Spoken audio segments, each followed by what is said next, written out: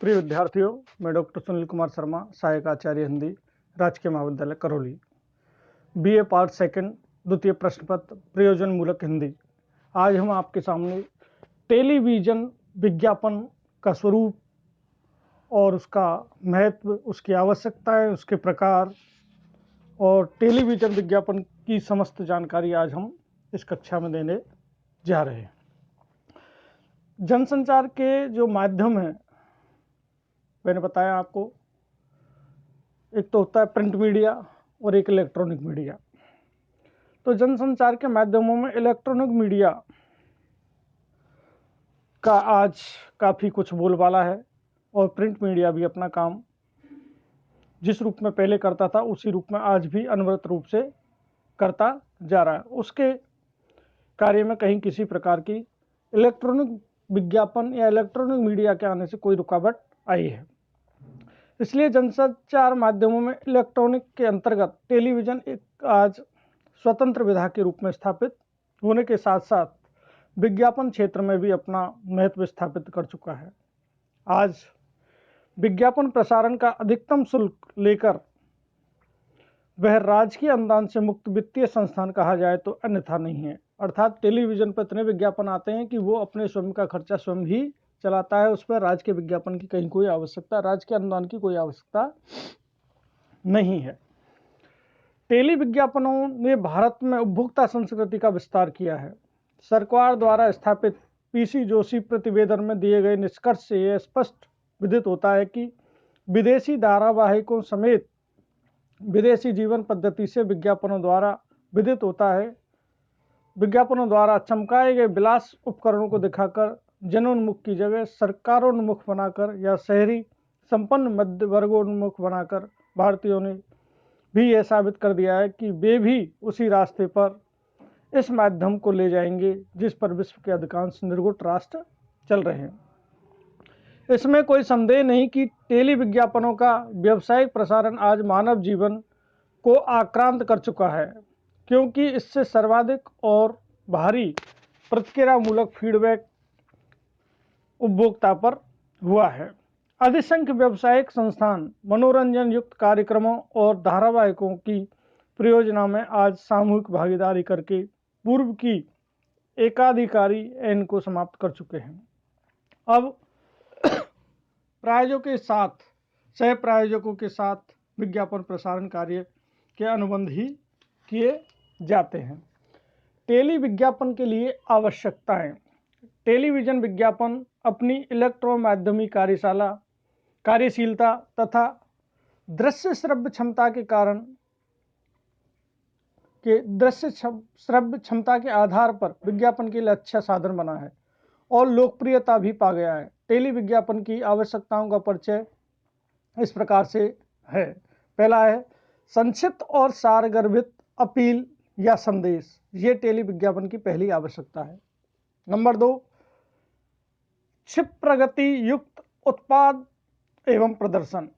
Number 3, गुणवत्ता का अपेक्षित सक्षम उल्लेख, अर्थात जो उत्पादन की या उत्पाद वस्तु की गुणवत्ता है उसका उल्लेख भी होता है। नंबर 4, सार्थक दृश्य विधान या वर्चुअल प्रस्तुतिकरण। ये टेली विज्ञापन की 4 आवश्यकताएं हैं। इन आवश्यकताओं को ध्यान में रखकर टेली विज्ञापन का प्रसारण किया जाता है। तो संक्षिप्त और सारगर्भित अपील या संदेश टेली विज्ञापन के लिए एक तीव्र गतिमान माध्यम में दृश्य श्रव्य इलेक्ट्रॉनिक माध्यम के रूप में स्थिरता उसका गुण नहीं, जबकि दृश्यमानता गुण है, पर गतिशील होना भी उसकी परिणति है। अतः विज्ञापन हेतु लेखक या टेलीकॉपी लेखक को ध्यान देने योग्य अनिवार्यता यह है कि वह अपने दर्शक, श्रोता, पाठक से अपील करता है। तो इसके लिए प्रथम स्तर पर उपभोक्ता से संबंध स्थापित करने के लिए उपभोक्ता सेवा पर बल दिया जाए। आर्थिक बचत हो, समय की बचत हो, उपभोक्ताओं को उत्थान भी हो और भय से सावधानी। इस प्रकार के प्राथमिक अपील उपभोक्ता को संदेश के माध्यम से प्रदान करनी चाहिए। द्वितीय स्तर पर उत्पाद या सेवा संबंधी अपील का संदेश, जैसे उत्पाद या सेवा के गुण, उत्पाद की प्रतिस्पर्धा कि किन किन कंपनियां के द्वारा इस प्रकार का और कोई उत्पाद बनाया जा रहा है और उसमें हमारे उत्पाद की कितनी महत्ता है। उत्पाद का मूल्य, उत्पाद की लोकप्रियता और उत्पाद की गुणवत्ता वृद्धि के कारण भी उसमें निहित होने चाहिए। तो टेली विज्ञापन का कापी लेखक ऊपर की भांति प्राथमिकता तय करना अपरिहार्य है, वह इसमें परिवर्तन करने का अवसर नहीं पाता है। इसी प्रकार से टेली विज्ञापन का स्वरूप क्या है? टेली विज्ञापन का स्वरूप उसके प्रसारण की विशिष्टता एवं गति के आधार पर ही निर्भर है, क्योंकि रेडियो पर जहां ध्वनि की महत्ता का स्वरूप निर्धारण के लिए महत्वपूर्ण है, वहीं टेलीविजन के लिए या टेली विज्ञापन के लिए ध्वनि एवं दृश्य का मिश्रित रूप ही प्रसारित होता है। इसलिए टेली विज्ञापन का स्वरूप निम्नलिखित प्रकार से माना जाता है। ध्वनि, अब ध्वनि में कौन कौन से शब्द, शब्द की ध्वनि, प्रतीक, संगीत, ये 4 चीज़ें होनी चाहिए। शब्द भी अच्छे हों। ध्वनि मिश्रण में क्या क्या चीज़ आएंगी? शब्द, ध्वनि, प्रतीक और संगीत। फिर दूसरा है दृश्य मिश्रण, के दृश्यों का बहुत अच्छी तरह से मिलान होना चाहिए। और नंबर 3 आता है जिंगल्स। तो इस प्रकार से टेली विज्ञापन में इन चीज़ों का होना, इनके स्वरूप में इन चीज़ों का होना आवश्यक है। ध्वनि मिश्रण, किसी भी टेली विज्ञापन में अपील या संदेश शाब्दिक होता है, लेकिन उसे प्रभावी बनाने के लिए जो बैकग्राउंड साउंड है उसमें, उसके लिए अपील के साथ ध्वनि नियंत्रण करना होता है, क्योंकि कापी लेखक अपनी अपील के साथ पार्श्व ध्वनियों, पार्श्व ध्वनि मतलब बैकग्राउंड ध्वनि का उसी प्रकार प्रयोग कर लेता है जैसे रेडियो विज्ञापन में होता है।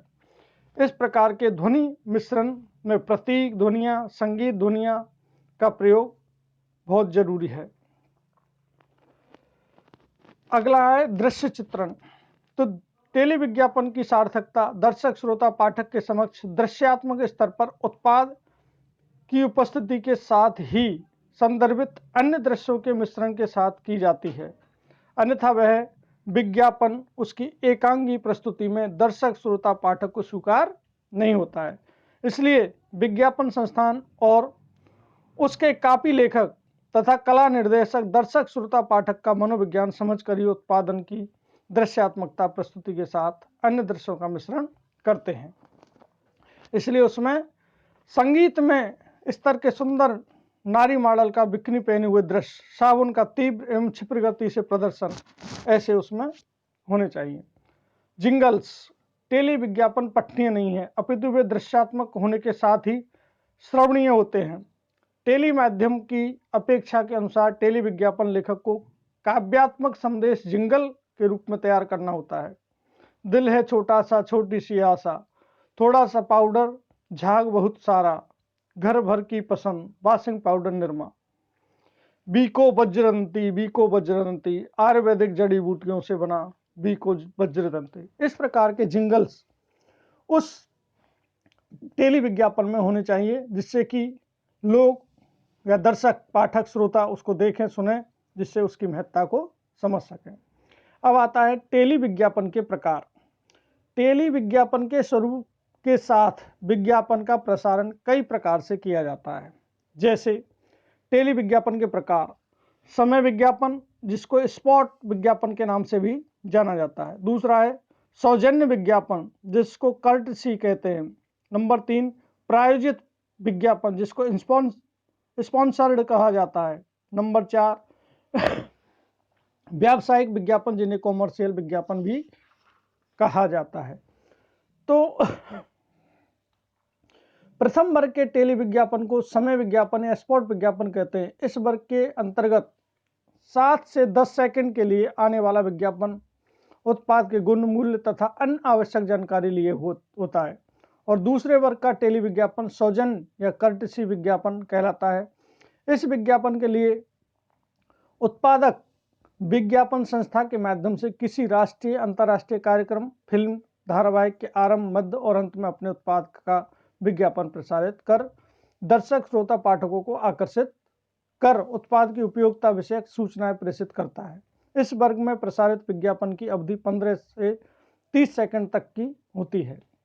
टेली विज्ञापन के तीसरे वर्ग के विज्ञापन प्रायोजित या स्पॉन्सर्ड विज्ञापन कहे जाते हैं, जिसके लिए विज्ञापक या उत्पादक किसी कार्यक्रम विशेष को प्रायोजित करने का अधिकार क्रय कर लेता है तथा कार्यक्रम विशेष के प्रारंभ, मध्य और अंत में कई बार अपने विज्ञापन के संक्षिप्त प्रसारण और नामोच्चार के साथ उत्पाद का दृश्य प्रस्तुत कर विज्ञापन किया जाता है। चतुर्थ वर्ग में टेली विज्ञापन के लिए एक निश्चित अवधि के लिए टेली टाइम क्रय कर लिया जाता है और उक्त अवधि जिंगल्स और दृश्य विधान के आधार पर व्यावसायिक संदेश दिया जाता है।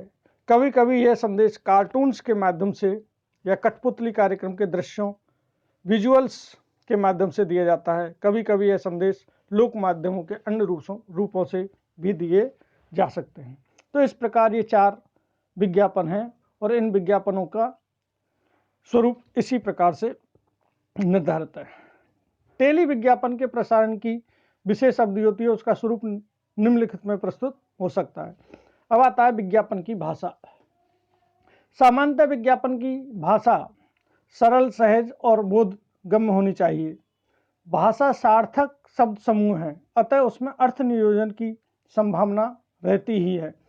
विज्ञापन का मूल मंतव्य उपभोक्ता, ग्राहक या पाठक को आकृष्ट करना है, तो विज्ञापन में जिस भाषा का प्रयोग किया जाता है वह शब्द के नए अर्थ की खोज और शब्द के नई भंगिमा की व्यापकता में निहित है। भाषा को किसी भी विज्ञापन की साज सज्जा या अलंकरण कहा जा सकता है। अतः किस प्रकार अलंकरण, आभूषण या रूप सज्जा किसी युवती के नैसर्गिक सौंदर्य को और अधिक दुगुनित करे, यह आलेखक या कॉपीराइट की योग्यता एवं सहज गहरी संवेदनशीलता तथा प्रत्युत्पन्नमति हाजिर जवाब पर निर्भर करता है। यही नहीं, उसमें ऐसी कार्यत्री प्रतिभा आवश्यक है जिसके परिणाम स्वरूप उपभोक्ता के संवेगों को उत्तेजना मिले, मनोवैज्ञानिक ढंग से उपभोक्ताओं की रुचियों अभिरुचियों को जगा सके तथा शब्दों के मनचाहे ढंग से खेलकर या शब्द प्रयोग कर अपना मंतव्य सिद्ध कर सके। इसलिए भाषा अभिव्यक्ति का सजीव और सवाक चित्र है जो विज्ञापन से हिट हो सकता है। तभी भाषा अभिव्यंजना के लिए अनेक बार दृष्टि में जमने वाली शब्दावली आकर्षित कर लेती है। अविधा से अधिक व्यंजनापरक शब्द शक्ति के प्रयोग के कारण भावाभिव्यक्ति अधिक सार्थक बनती है। इस प्रकार से भाषा विज्ञापन में बहुत महत्व रखती है। तो भाषा जो है, उस भाषा में इतना बल है कि वह उपभोक्ता को अपनी ओर आकर्षित करती है। तो इस प्रकार से हम कह सकते हैं कि विज्ञापन लेखन करते समय भाषा का बहुत ही ध्यान रखना अति आवश्यक है। और आज इलेक्ट्रॉनिक जो मीडिया है, उस मीडिया पर भाषा बहुत महत्व रखती है, जिसमें अभिधा के साथ साथ व्यंजना युक्त जो शब्द हैं, उन शब्दों का प्रयोग अधिकाधिक देखने को मिलता है।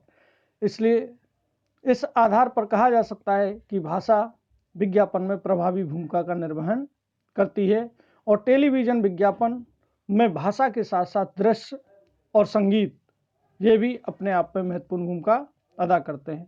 तो अब ये आपका टेली विज्ञापन या टेलीविज़न विज्ञापन का स्वरूप से संबंधित जो आपके पाठ्यक्रम में अंश था वो समाप्त होता है। धन्यवाद।